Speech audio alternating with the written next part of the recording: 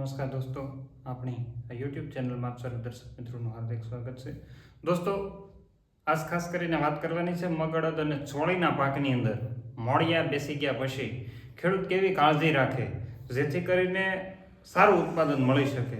દોસ્તો, આ એવા પાક છે, રોકડિયા પાક કહી શકાય, અને 2 મહિનાની અંદર 2.5 મહિનાની અંદર આ પાક છે તૈયાર થઈ જતો હોય છે, બરાબર. એટલે મગ, અડદ અને ચોળીની અંદર ખાસ કરીને મોળિયા બેસી ગયા પછી ખેડૂતે પિયતની ખાસ કાળજી રાખવાની હોય. ઘણા બધા અત્યારે ફોન કરતા હોય, ઉપરા સાપરી પિયત ઝીકી દઉં કે કેમ, 10 દિવસ 12 દિવસ ખેંચાવા દઉં કે કેમ, એમ નહીં. પિયત છે એ ખાસ ખૂબ અગત્યનું છે. મગ, અડદ અને ચોળીનો પાક મોળિયા વાળો પાક છે. એની અંદર મોળિયા બેસે એટલે ફૂલ અવસ્થા શરૂ થાય, અને ફૂલ અવસ્થા એટલે પીક ન્યુટ્રિયન્ટ ઉપાડવાના હોય, પીક પાણી ઉપાડવાનું હોય, એટલે મોઇશ્ચરની જરૂરિયાત હોય, ભેજની જરૂરિયાત હોય. આવી પરિસ્થિતિની અંદર 8 થી 10 દિવસના સમયગાળે તમારે આમાં ભેજ ફૂલ અવસ્થાએ આપવો ખૂબ અગત્યનો છે. ફૂલ પછી નાની નાની સિંગમાં પરિવર્તિત થાય ત્યારે એનથી વધારે, હું તો કહું 8 જ દિવસ, વધારે નહીં.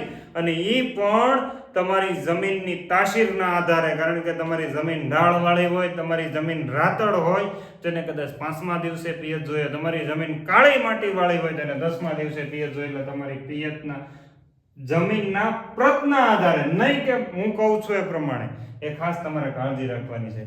બીજું, તમારે મગની અંદર, અડદની અંદર કે ચોળીની અંદર આ તમે કેટલા પિયત આપો છો એ કોમેન્ટ બોક્સની અંદર લખવાનું ભૂલતા નહીં. તમે 5 પિયત, 6 પિયત, ક્યારે આવી પરિસ્થિતિની અંદર પિયત આપો છો કે નહીં, એની જરાક માહિતી મારા સુધી પહોંચાડજો. દોસ્તો, ખાતરની વાત કરીએ તો હજી ઘણા બધાના ફોન આવે કે યુરિયા, ડીએપી નાખી દઉં. અરે હવે તો પાછો વેળ ભલા માણા. આ મૂળ કંડિકા વાળો પાક છે મગ, અડદ અને ચોળી, એની અંદર યુરિયાની જરૂરિયાત નથી.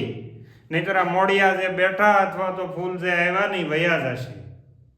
એટલે Modiya અવસ્થાએ urea, DAP, ammonium sulphate કોઈ પણ પ્રકારના ખાતરનો ઉપયોગ કરવાનો નથી. તમને મજા આવે તો ખાતરની અંદર એક નેચરલ લિક્વિડ આવે એ પાઈ શકાય, અને બજારની અંદર અત્યારે મળતું જે સલ્ફર આવે છે 55%, જે ડીઝલ જેવું લાગે, બરાબર, એ સલ્ફર અથવા 22% સલ્ફર, બેના ભાવમાં ઘણો વેરિએશન હોતું નથી. તો 55% સલ્ફર વાપરો અને 1/2 લીટર વીઘે પાણી સાથે પાવ, તમને ખૂબ મસ્ત મજાનું રિઝલ્ટ મળશે દોસ્તો. એટલે ખાતરની અંદર એક ખાલી, અને કોઈને એવું લાગે કે વિકાસ નથી તો નેનો યુરિયાનો ડોઝ આપવો, બાકી જરૂરી નથી, બરાબર. સિંગનો વિકાસ, કારણ કે સિંગો ઝીણી ઝીણી હવે બનવા માંડી, એવડી ઝીણી ઝીણી સિંગો થાય. આ ઝીણી ઝીણી સિંગોની અંદર શક્ય હોય તો તમે જો 052 નો ડોઝ મારી દીધો હોય તો રિપીટ ડોઝ, અને નથી માર્યો તો પહેલો ડોઝ આપી દો. શક્ય હોય તો 060-20 જે ફોસ્ફરિક એસિડના સ્વરૂપની એની અંદર આવે છે, 060 અને 20, આનો ડોઝ તમે મગ, અડદ અને ચોળીની અંદર મારતા હોય તો 25 મિલી. મગ, અડદ ને ચોળીનું માપ છે 25 મિલી 15 લીટર પાણીમાં નાખી અને આનો છંટકાવ કરવાનો છે. સાથે ભેગું સ્ટીકર નાખી દેવાનું છે. આવા સમયગાળે કોઈ પણ પ્રકારના વર્ધકો વાપરવાના નથી, નહીતર તમને રિઝલ્ટ સારા નહીં મળે. હવે બીજું આની સાથે બોરોન વાપરી શકાય દોસ્તો. શું વાપરી શકાય? બોરોન, પણ મર્યાદિત માત્રાની અંદર 10 થી 15 ગ્રામ બોરોન મગ અને અડદ ખમી શકે, એનાથી વધારે ખમી શકે નહીં. ગયા વખતના અનુભવ છે કે પછી ફૂલ અવસ્થાએ નાઇટ્રોજન યુક્ત ખાતરો, વૃદ્ધિ કરવાના વસ્તુઓ જ્યારે ઉપયોગ કરવામાં આવે ત્યારે છે એ પછી ફાલ મૂકી દેતું હોય અને વેલે સડી જતું હોય, એટલે એકેય પ્રકારના રિઝલ્ટ ન મળે. એટલે સિંગના વિકાસ માટે 060-20 અને બોરોનની એની વિશેષ માહિતી અહીંયા આપેલા નંબર ઉપર, કારણ કે બધી જગ્યાએ કદાચ તમને આની માહિતી ન મળી રહી તો એના માટે થઈ અને એની માહિતી અહીંથી તમને મળી જશે. દોસ્તો, જેવી ફૂલ અવસ્થા શરૂ થાય એટલે ઈયળનો મારો પણ શરૂ થાય. સુસિયા તો હતા જ હતા, કારણ કે મગ, અડદ અને ચોળી સક્સલન્ટ પ્લાન્ટ છે, એટલે પોછા છોડ છે. એમાં સુસિયા જીવાતનો એટેક મોટા ભાગે રહેતો હોય, અને ઈયળનો એટેક, ઝીણી ઝીણી સિંગો આવે એટલે ઈયળને મજા આવે ખાવાની. તો ઈયળના નિયંત્રણ માટે તમારે બજારની અંદર ઘણા બધા ઇન્ડોક્ઝા કાર્બ કરીને આવે છે, એનો ઉપયોગ કરી શકાય. નોવાલ્યુરોન કરીને આવે છે, એનો પણ ઉપયોગ કરી શકો છો.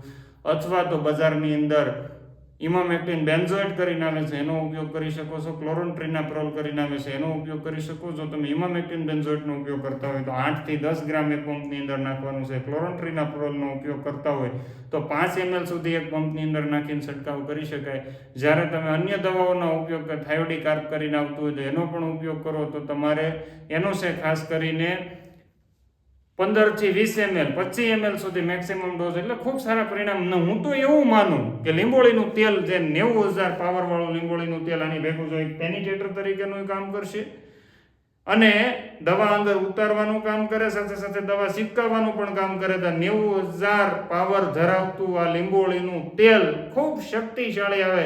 એકવાર હાથે અડી ગયું એટલે 2 દિવસ સુધી હાથ ધોવા છતાં હાથ સહી કડવો લાગે ને આના જેટલી કડવાટ એકેમાં ન હોય. ન આવે ઈયળ, ન આવે સુસ્યો, જૈવિકનું જૈવિક, એમાં કોઈ કેમિકલ ના હોય ને તમને રિઝલ્ટ સારા મળે. તો આવા લીંબોળીના તેલનો પણ ઉપયોગ 30 ml એક પંપની અંદર નાખીને છંટકાવ કરવાથી ન તો ખેતરમાં રોજ કે ભૂંડ કંઈ ન આવે અને ખૂબ સારા પરિણામ મળે છે. એટલે સુસ્યા જીવાત, ઈયળના નિયંત્રણ માટે આ ખાસ કાળજી રાખજો કે આવી જે દવાઓ કીધી એની કરતાં જો 30 ml લીંબોળીનું તેલ એની વિશેષ માહિતી, આવું લીંબોળીનું તેલ તમને લાગત બજારમાં મળતું નથી તો એની વિશેષ માહિતી છે એ તમને અહીંયા આપેલા નંબર ઉપરથી તમે કોન્ટેક્ટ કરી શકો. એટલે આટલી માહિતી ખાતરની અંદર સિંગો જ્યારે ઝીણી ઝીણી ખુલવાની શરૂ થાય ત્યારે જો 05234 નો ડોઝ અપાઈ ગયો હોય તો પછીના 5 થી 6 દિવસના ગાળે 06020 અને બોરોન 15 ગ્રામ અને 25 ગ્રામ 06020 અને એની પહેલાનો ડોઝ 05234. એકવાર આ વોટર સોલ્યુબલના રિઝલ્ટ લેજો.